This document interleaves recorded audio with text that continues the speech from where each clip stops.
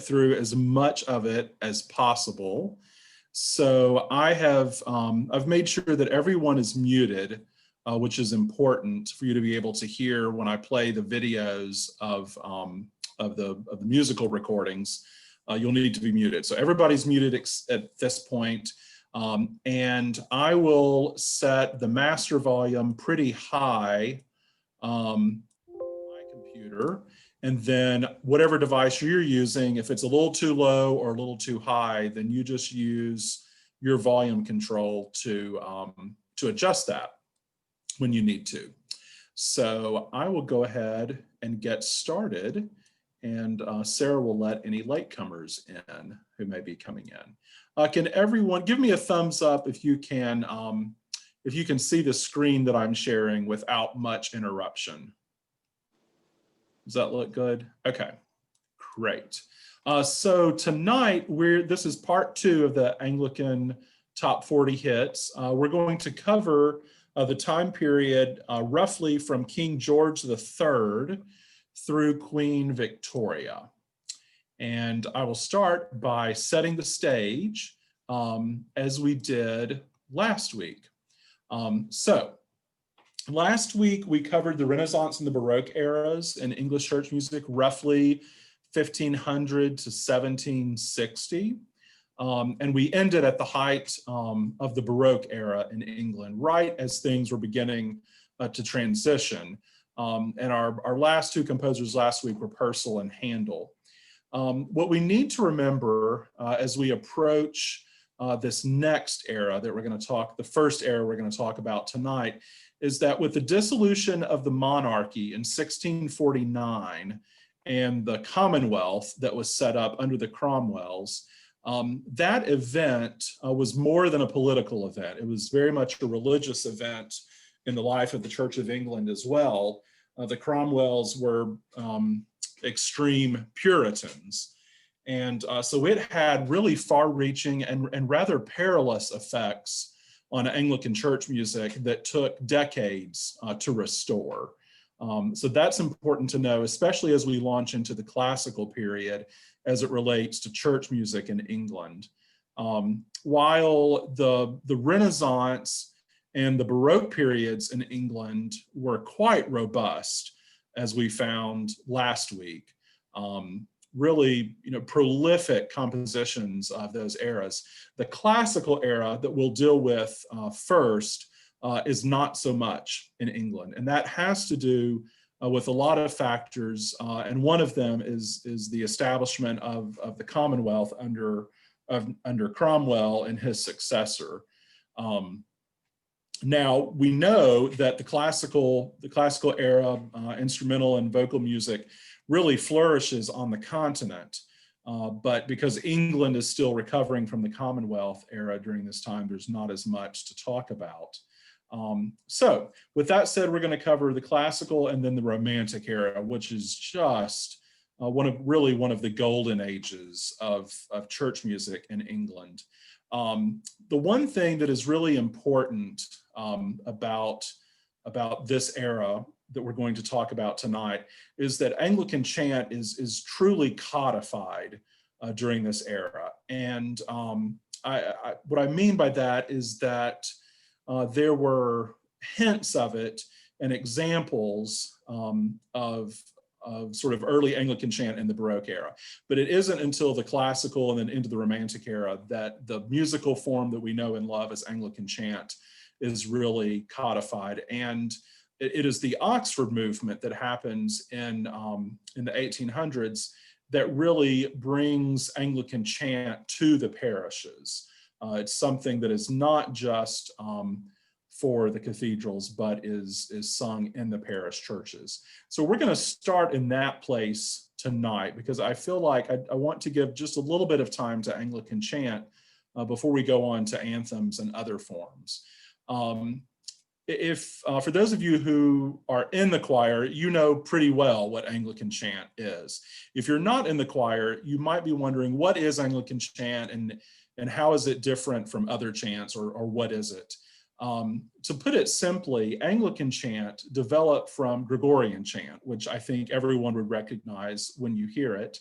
single kind of florid melodic line that flourished in the Roman Church. And when we Anglicans got a hold of Anglican chant, the way it developed is that we started by inheriting Gregorian chant from the Roman Church, which is usually sung a cappella, in a single unison line.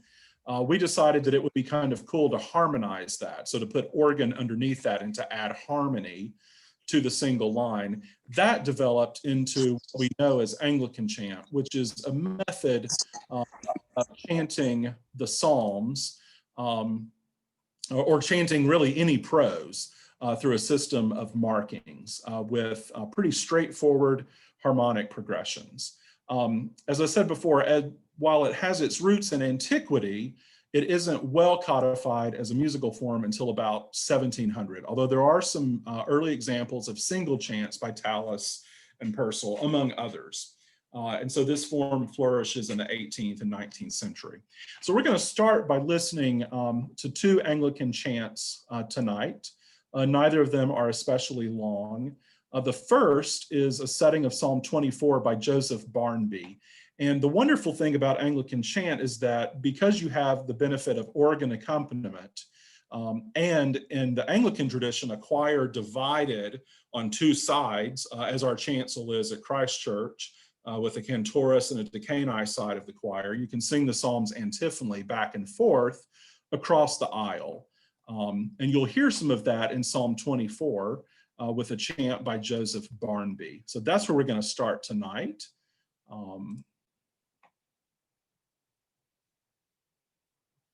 Feel free to adjust your volume.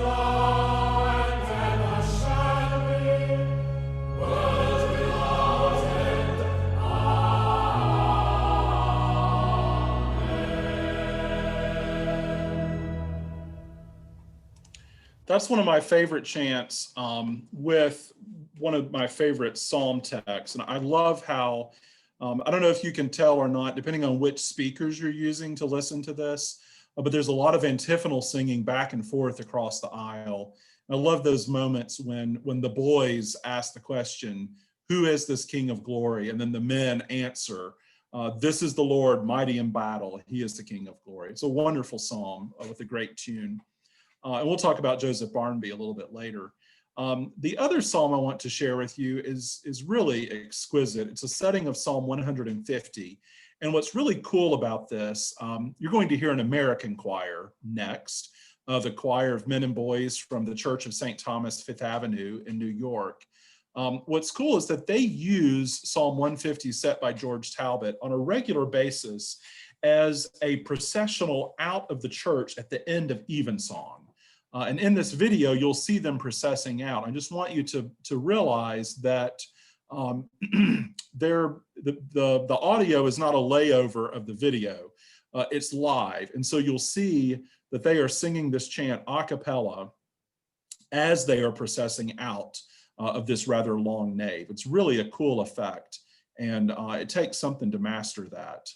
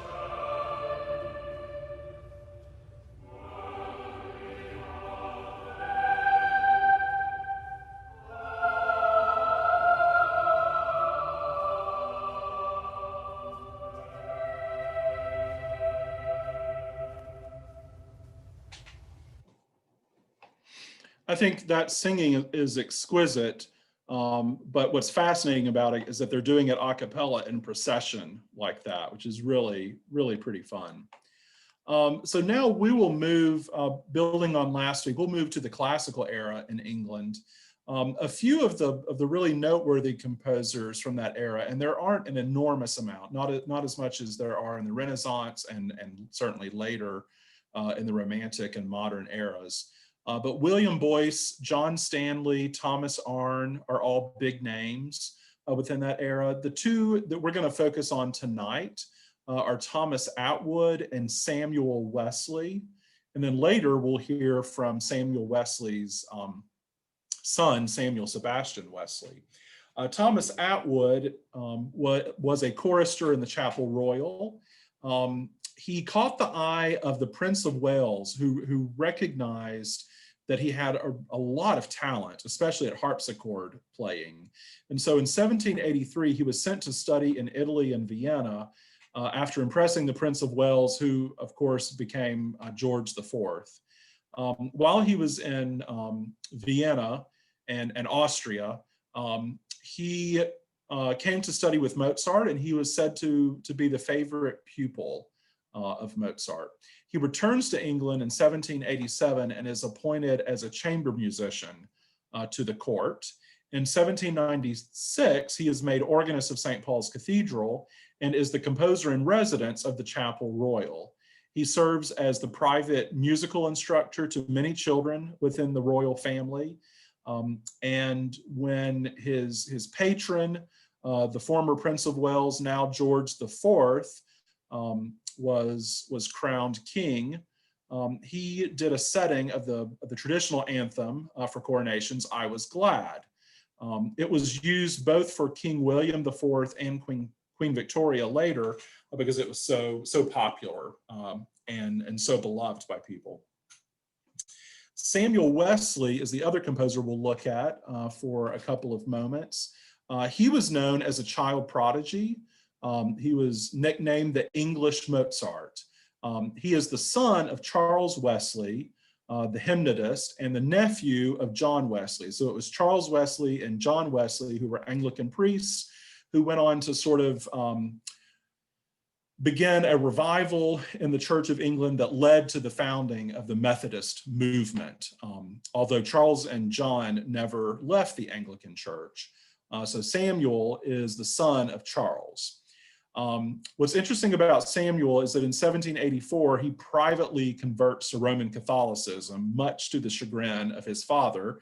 And his father, being a poet, expressed his disdain for this action with this little poem. "While ready and resolved is he to plunge into the dark abyss and cast his soul away, that poison of the Romish sect, oh, let not his soul infect." So his father was not happy about him leaving the fold of the Church of England to go to the Roman Church. What's interesting about Samuel Wesley is that he was one of the first pioneers of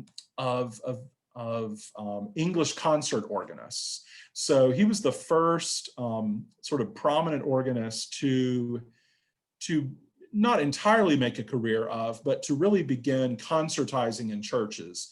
And it was seen by some traditionalists to be sort of an unseemly thing to hold a concert in a church.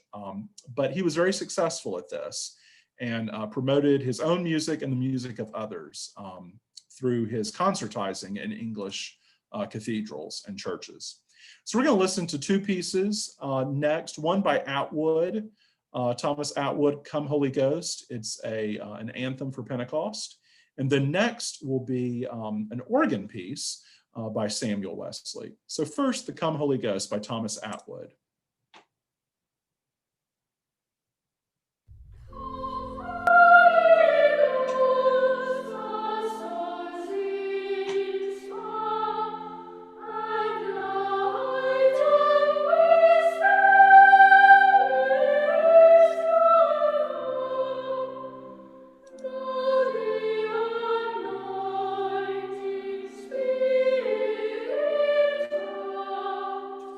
Spirit,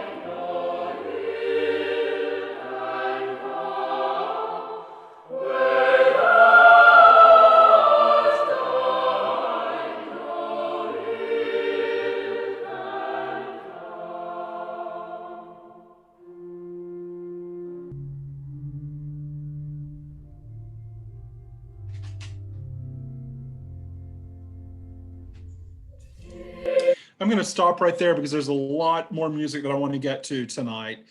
This is a strophic anthem, so each verse is very similar to the one that precedes it.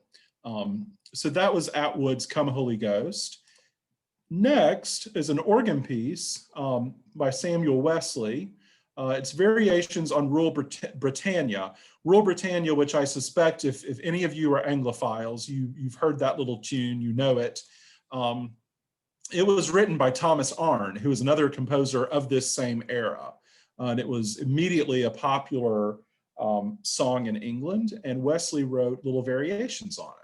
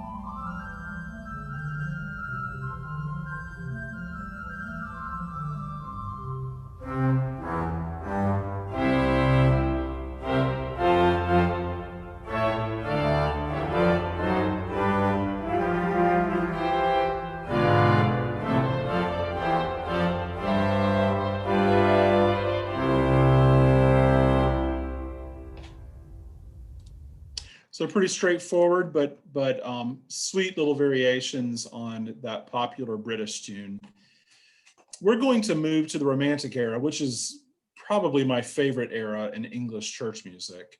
And I've noted just a few of the really big names within this era. There are more, but these are the ones that you might recognize, and I thought that our choristers will recognize because we've seen and heard and sung a good bit of their music from various of these composers. So these are some that exist within England within approximately 1800 to 1850, the Romantic era, and then you can see the transition beginning to happen here with some of the later composers into the more modern era. First, we're going to look at John Goss and Robert Lucas de Pearsall. And I'm not going to say a lot about them because I want to say more about composers later in this presentation. But I hope you'll enjoy hearing some of these somewhat lesser known of the English Romantic composers, not as big as the name of, Elgar and Stainer and such. First, we'll hear a little motet for All Saints, which we celebrated just over a week ago. Beautiful motet called These Are They Which Follow the Lamb by John Goss.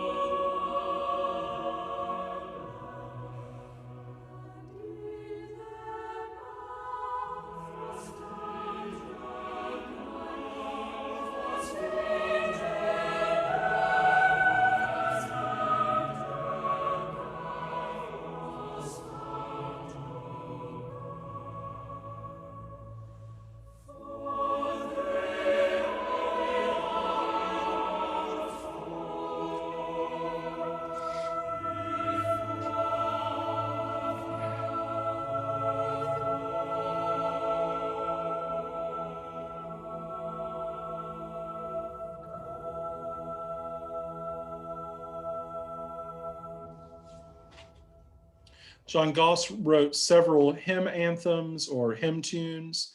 And next on the program, I know it's a little early, so forgive me, but it's my favorite time of the year, Christmas is. And so we're going to hear See Amid the Winter Snow, which is by John Goss, and will be familiar, I know, to some of our choristers.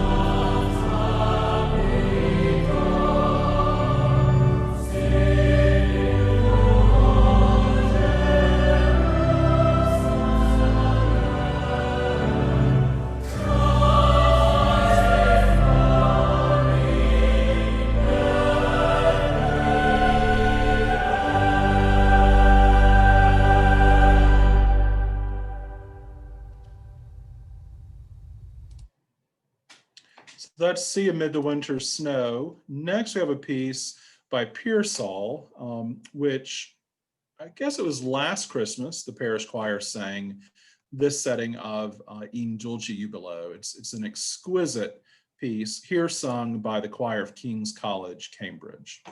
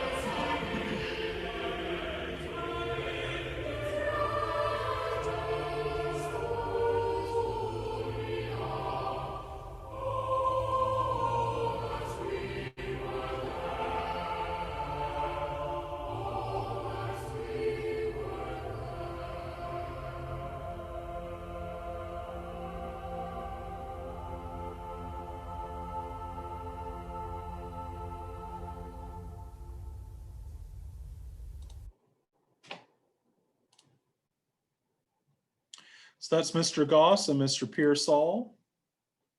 We'll move on to one of my favorites from this era, Samuel Sebastian Wesley, who is the grandson of Charles Wesley, son of Samuel Wesley, whom we just heard from a moment ago.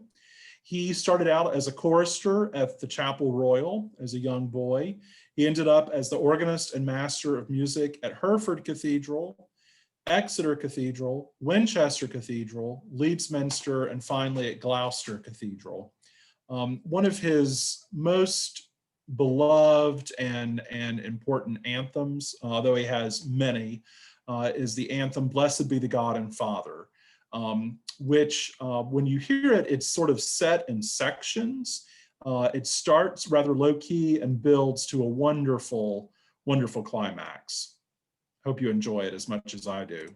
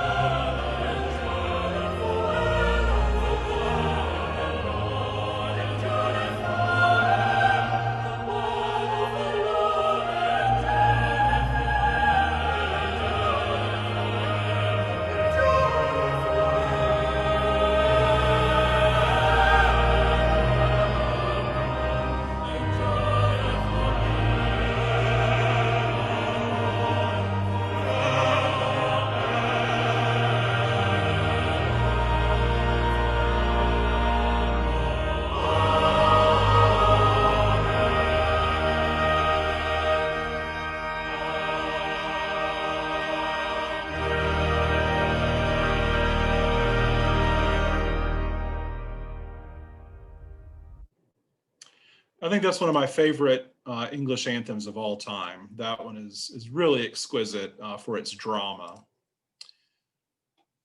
Okay, I have to switch. I had so much to tell you tonight that I had to do 2 sets of slides here.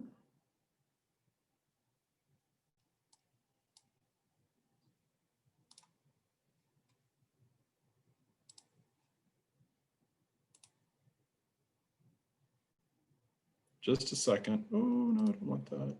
Stop. Okay.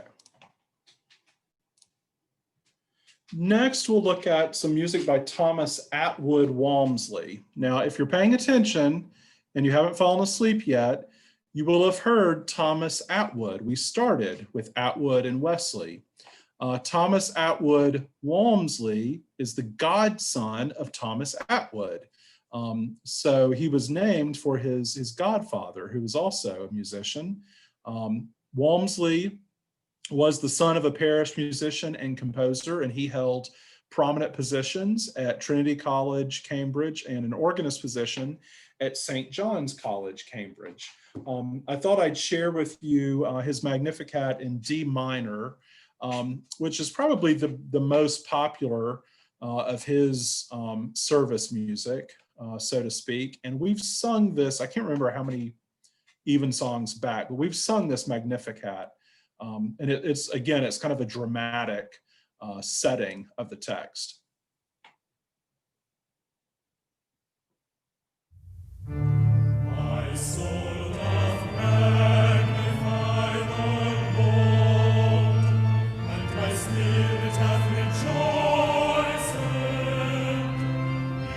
God my Savior.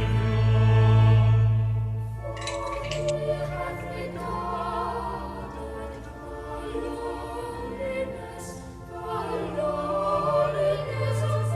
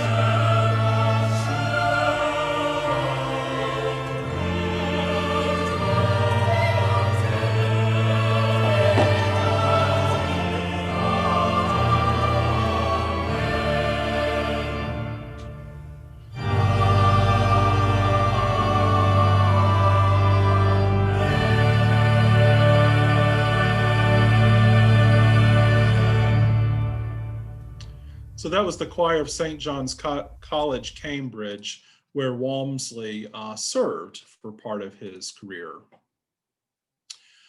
Joseph Barnby was born in York. He was the son of an organist.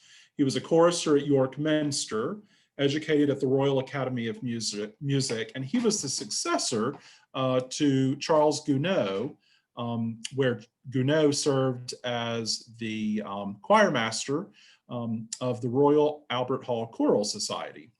His major position was that of precentor and director of music at Eton College. He's largely known for his hymn tunes and Anglican chants.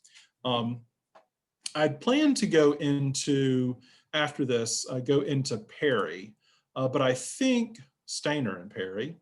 But I think what I'll do is save Stainer and Perry for next week, since we're coming up on an hour, and we'll end with Barnby tonight. There's a lot more really scrumptious music to get to within the Romantic and the modern eras, and so I want to give you as much as possible without overwhelming you. So I think we'll stop with Barnby tonight and pick up next week with Stainer and Perry. What we're going to listen to tonight is a great piece as we come to the end of this day. It's his hymn, the Barnby hymn, "Now the Day is Over," sung by the Robert Shaw Chorale.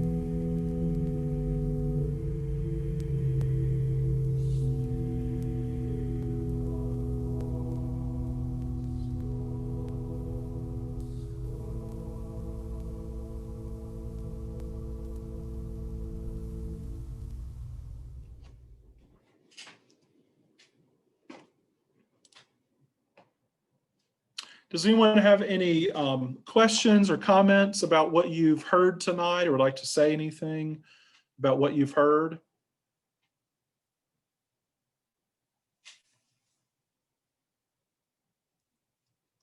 Yep. I see mouths moving, but I've muted you all, so you'll have you'll have to unmute yourself. I don't read lips very well. It was lovely. Thank you. Oh, well, you're welcome. You're welcome. I'm glad you enjoyed it. Yes, I liked it too. Thank you so much. You're welcome. I'm sorry. Well, And Donald, anytime you hear adjectives such as exquisite and scrumptious, you know you're in good company. well, I often, the choir knows this. I make musical references in terms of food very often. So we'll talk about a phrase and I'll say, no, I want that lighter, like, chantilly cream instead of something heavy. So we make those references. John asked the question, is the Oxford movement related to Anglo-Catholicism? Absolutely, yes. So the Oxford movement started as, I suppose you could say, sort of, it had its beginnings as an intellectual movement, and then that flowed into liturgical reform, and also a deep concern for the poor and for social justice. So when we talk about the Oxford movement or the Tractarian movement, we're basically talking about the same thing. So because of the Oxford movement, you can walk into any Episcopal church today and you're going to see candles on the altar and you're going to see hangings of some sort. You're often going to see a priest vested in a chasuble to celebrate Holy Communion. Without the Oxford movement, that might not have been the case. So the Oxford movement sort of made certain that all of those things were sort of in place in many of our parishes across the board, and really influenced a lot of music that we take for granted today. The fact that we sing any Gregorian chants in an Anglican service is due in large part to the Oxford movement. So, any other questions or comments? Okay, John, thanks for asking that question. I'm learning a lot of new things with all. Thank you. Good. Well, thank you all so much for joining me tonight. I love to share music that I love with people. So I'm glad you all showed up tonight to listen to some of it, and I'll wrap this up next week, same time, same bat channel. We'll start with Stainer and Perry, and hopefully get to Britain and some other wonderful, more scrumptious stuff. So I hope y'all enjoy the rest of your week, and everybody stay safe, and hope to see you soon. Take care. Thanks. Thank you. Bye-bye. Bye-bye. Bye.